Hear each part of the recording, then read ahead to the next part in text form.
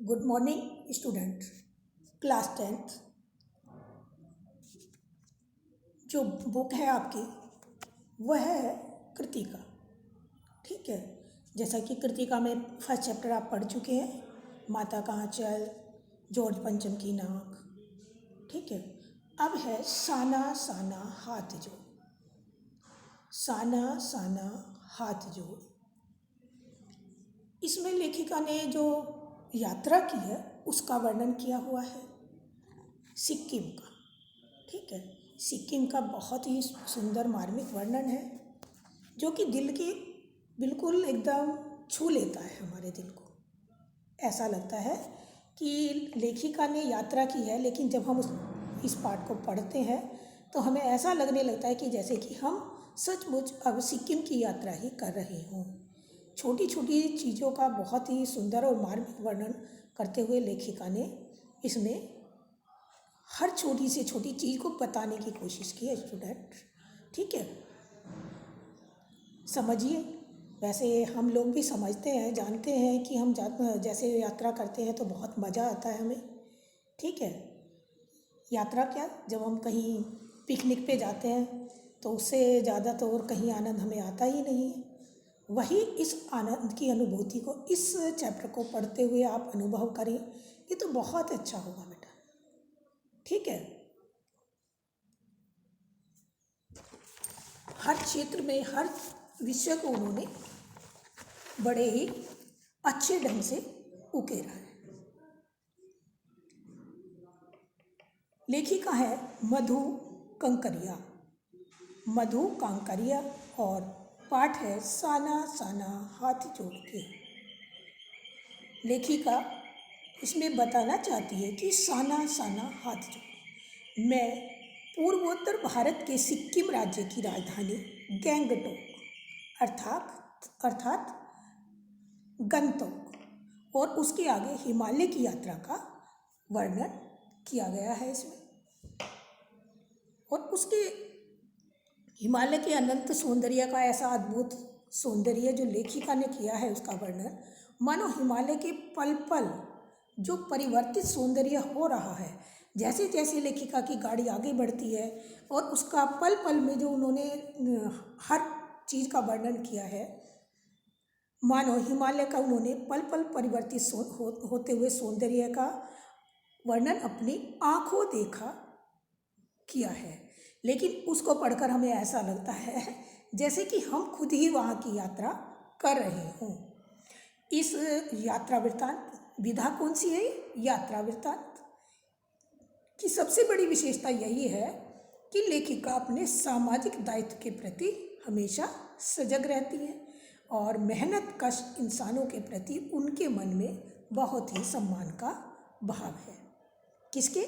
लेखिका के मन में जो मेहनत कश अर्थात कि जो लोग मेहनती होते हैं, परिश्रम करते हैं, उनके प्रति उनके हृदय में बहुत ही सम्मान का भाव रहता है।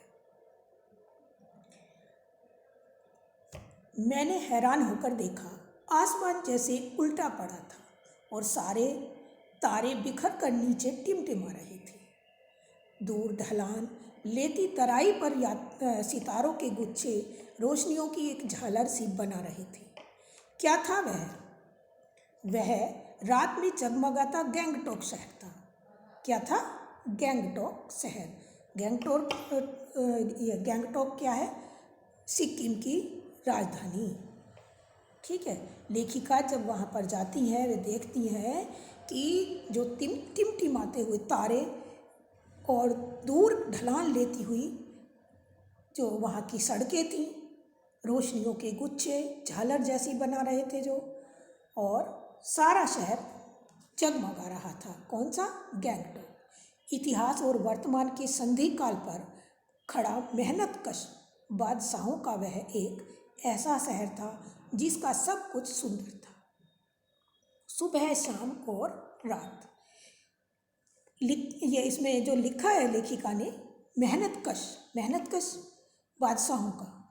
जो सिक्किम के लोग हैं बहुत मेहनती होते हैं, जो पहाड़ी लोग हैं वे बहुत परिश्रम करते हैं, इसलिए उन्होंने उन्हें बताया है मेहनत कश बादशाहों का शहर, अर्थात कि कोई भी समय ले लो, प्रातःकाल हो, शाम हो, सुबह हो, कुछ भी, वहाँ की सुंदरता का वर्णन करना अद्वितीय है, अर्थात कि बहुत ही मुश्किल है। और वह रहस्यमयी सितारों भरी रात मुझ में सम्मोहन जगा रही है।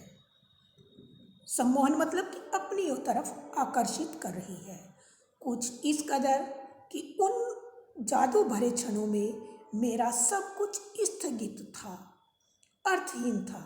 मेरी चेतना मेरे आसपास, मेरे भीतर बाहर सिर्फ शून्य था और अतीन्द्रियता में डूबी रोशनी की जादुई झालर। धीरे धीरे एक उजास उस शून्य से फूटने लगा, एक प्रार्थना होठों को छूने लगी, साना साना हाथ जोड़, कर दो प्रार्थना। ठीक है, कर दो प्रार्थना, हमरो जीवन तिमरो कौशेली। कौन? वहाँ के लोग जो बोल रहे हैं कि कर दो प्रार्थना है वहाँ प्रातःकाल, हमरो जीवन तिमरो कौशेली, जिसका अर्थ है छोटे छोटे हाथ जोड़कर प्रार्थना कर रही हूँ। क्या है साना साना? साना साना हाथ जोड़ कर दो प्रार्थना, हमरो जीवन तिमरो कौशेली, इसका अर्थ है छोटे छोटे हाथ जोड़कर प्रार्थना कर रही हूँ। वहाँ की जो पहाड़ी औरतें हैं वे इस तरह की प्रार्थना कर रही हैं कि मेरा सारा जीवन, फिर लेखिका भी उनके साथ वैसा ही करती है। लेखिका कहती है कि मेरा सारा जीवन उन अच्छाइयों के लिए समर्पित हो जाए। आज सुबह की प्रार्थना के ये बोल मैंने एक नेपाली युवती से सीखे, जो वहाँ की जो पहाड़ी औरतें थी, नेपाली युवतियाँ, जो सुबह ही प्रातःकाल प्रार्थना कर रही थी। तो ये सारी भाषा कहाँ से लेखिका ने सीखी? उस नेपाली औरत से उन्होंने सीखी। समझ में आ रहा है विद्यार्थियों? देखिएगा, कोई भी हम चैप्टर पढ़ते हैं तो उसे ध्यान से पढ़ें और इंटरेस्ट लेके पढ़ें, मन से पढ़ें। जब हम कोई भी काम मन से करते हैं तो हमें एक बार में ही उनके शब्दों के अर्थ सब क्लियर होते चले जाते हैं। ठीक है, सुबह हमें युमथांग के लिए निकल पड़ना था, पर आँख खुलते ही मैं बालकनी की तरफ भागी। यहाँ के लोगों ने बताया कि मौसम साफ हो तो बालकनी से कंचनजंगा दिखाई देती है। कंचनजंगा क्या है? वहाँ पर वहाँ की चोटी जो है कंचनजंगा, वहाँ से वो साफ दिखाई देती है युमथांग में। जब वे गंगटोक से आगे बढ़ते हैं, वो युमथांग है। युमथांग में किसी ने उन्हें बताया था कि अगर तुम ऊपर बालकनी में खड़े होकर देखोगे तो वहाँ दूर से उसमें कंचनजंगा की चोटी दिखाई देगी, लेकिन ऐसा नहीं हो पाया। लेखिका को वो नहीं दिखी, पर मौसम अच्छा होने के बावजूद आसमान हल्के हल्के बादलों से फिर भी ढका हुआ था, इसी कारण लेखिकाओं को वह नहीं दिखाई दी। क्या चोटी? कौन सी? कंचनजंगा। इस तरह इस बार भी बादलों के कपाट ठाकुर जी के कपाट की तरह बंद हो रहे थे, अर्थात बादलों के कपाट मतलब कि कंचनजंगा को यदि लेखिका देखती तो बादलों के कारण वह उन्हें नहीं दिखाई दी। कंचनजंगा नहीं दिखनी थी, ना दिखी। सही है ना? मतलब कि लेखिका कंचनजंगा के दृश्य को वहीं से बालकनी से खड़ा होकर देखना चाहती थी ना, लेकिन वो वहाँ से दिखाई नहीं दी लेखिका को। पर सामने ही रकम रकम के रंग बिरंगे इतने सारे सुंदर फूल दिखाई देते हैं कि लेखिका उनके ऊपर बहुत मोहित हो जाती है, सम्मोहित हो जाती है, अर्थात कि अपनी तरफ वह फूलों की सुंदरता और बाग बगीचों की जो सुंदरता थी वह उन्हें अपनी तरफ आकर्षित कर रही थी। बहरहाल गंगटोक से 149 किलोमीटर की दूरी पर युमथांग था। युमथांग यानी घाटियाँ। सारे रास्ते हिमालय की गहनतम घाटियों और फूलों से लदी वादियाँ मिलेंगी आपको। वहाँ पर जो जितनी भी हैं युमथांग में सारी घाटियाँ जो हिमालय की जो गहरी घाटी है, फूलों से लदी हुई मिलेंगी। चारों तरफ उसमें फूल ही फूल आपको दिखाई देते हैं, जिसके कारण कि वहाँ की सुंदरता पर लोग ज़्यादा आकर्षित हो जाते हैं। आपको ड्राइवर कम गाइड जितेन नार्गे मुझे बता रहा था। अब ये जितेन नार्गे कौन है? ठीक है, जितेन नार्गे लेखिका। कौन है लेखिका? मधु कांकरिया। उनका जो ड्राइवर है वह जितेन है, और जितेन ने उन्हें बताया कि क्या वहाँ बर्फ मिलेगी। मैं बचकाने उत्साह से पूछने लगी। बचकाने मतलब जैसे कि एक बच्चा पूछता है, इसी अपने रहस्य को मन में छुपाए हुए बच्चों के मन में बहुत सारे रहस्य होते हैं। जब वे क्वेश्चन पे क्वेश्चन करता है, प्रश्न पे प्रश्न करता है, तो वही वह कहने लगी जितेन नार्गे से, अर्थात कि अपने ड्राइवर से, जो कि उनके गाइड का भी काम कर रहा था। ठीक है, कहने लगी क्या वहाँ पर मुझे बर्फ़ देखने को मिलेगी। जैसे कि हम जब कहीं पर्यटक स्थल पर जाते हैं तो उसके प्रति हमारे मन में पहले इतना उत्साह रहता है कि हम उसके विषय में पूछने लग जाते हैं। ठीक वही हो रहा है ना लेखिका के साथ। ठीक है, किसके साथ? जैसे कि आप लोगों के साथ भी होता होगा। जब आप यात्रा करते हैं, आपने सुना होगा ना, जब कहीं यात्रा करते हैं मदर फादर के साथ, कैसा लगता है? तो मम्मा से पापा से सारे क्वेश्चन हो जाते हैं, सारे सवाल हो जाते हैं। ठीक उसी प्रकार से लेखिका जितेन नार्गे से बार बार सवाल तरह तरह के पूछ रही है। ठीक है, जगह जगह गदराए पाइन और धूपी के खूबसूरत नुकीले पेड़ों का जायजा लेते हुए हम पहाड़ी रास्ते पर आगे बढ़ने लगे। वहाँ पर जगह जगह उसमें पाइन के और धूपी के फूल, गुलदुफैली कहते हैं उसे, के फूल दिखाई देने लगे, जो कि हम उन्हें देखते हुए आगे बढ़ने लगे। एक कतार में लगी सफ़ेद पौध पताकाएं किसी ध्वज की तरह लहराती, शांति और अहिंसा की प्रतीक ये पताकाएं जिन पर मंत्र लिखे हुए थे। लेखिका आगे बताती है, बेटा ध्यान से सुनेंगे, कि जब हम वहाँ पर आगे बढ़ने लगे तो दोनों सड़क के दोनों तरफ कुछ पताकाएं दिखाई देने लगी। उन पताकाओं पर कुछ मंत्र लिखे थे। क्या लिखा हुआ था? मंत्र। नार्गे ने बताया। ये नार्गे कौन है? जो कि मैंने पहला बताया अभी आपको, जितेन नार्गे ने बताया यह बुद्ध की बड़ी यहाँ बुद्ध की बड़ी मान्यता है। किसकी?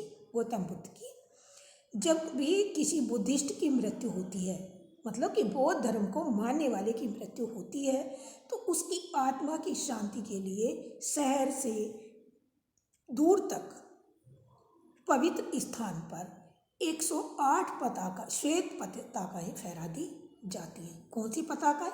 श्वेत। श्वेत मतलब सफ़ेद। ठीक है, वाइट। समझ रहे हैं मेरी बात ना? नहीं, इन्हें उतारा नहीं जाता, मतलब कि वहाँ पे टांग दी जाती है जो पताकाएं, उन्हें कभी नहीं उतारा जाता। वे वहीं गलकर अपने आप समाप्त हो जाती हैं। ये धीरे धीरे अपने आप नष्ट हो जाती हैं। कई बार किसी नए कार्य की शुरुआत में भी ये पताकाएं लगाई जाती हैं। जब किसी शुभ कार्य का प्रारंभ होता है तब भी ये पताकाएं लगाई जाती हैं। लेकिन जब सफ़ेद पताकाएं नहीं होती, सुन रहे हैं आप, जब होते हैं तो ये रंगीन पताका है। कई बार जब किसी के यहाँ कुछ प्रसन्नता का काम होता है तो वहाँ पर रंगीन पताकाएं लगाई जाती हैं। नार्गे बोलता जा रहा था और मेरी नज़र उस जीप से में लगी दलाई लामा की तस्वीर पर टिकी हुई थी, क्योंकि दलाई लामा ने वहाँ बौद्ध धर्म को अत्यधिक रूप में फैलाया है, बढ़ाया है, बढ़ावा दिया है। कई दुकानों पर भी मैंने दलाई लामा की एक जैसी ही तस्वीर देखी थी। हिचकोले खाती हुई जीप, हिचकोले मतलब कि बार बार ऊंचे नीचे में पहाड़ों पे पर्वतों पे चढ़ती हुई, तो हिचकोले ही लेगी ना। आप गए होंगे कहीं ना कहीं, पहाड़ों के रास्ता तय किया होगा। ठीक है, उसी के अनुसार आगे बढ़ी। अपनी लुभावनी हंसी बिखेरते हुए जितेन फिर से बताने लगा कि इस जगह का नाम कवि लॉन्ग स्टॉक है। यहाँ गाइड फिल्म की शूटिंग हुई थी। गाइड फिल्म बहुत पुरानी है, आप लोग कैसे नहीं देखी होगी। ठीक है, मैं उसके विषय में भी अभी आपको बताऊंगी, लेकिन आपकी मैं वीडियो यहीं समाप्त करती हूँ। ये नेक्स्ट आप सेकंड वीडियो में देखेंगे स्टूडेंट। थैंक यू बेटा।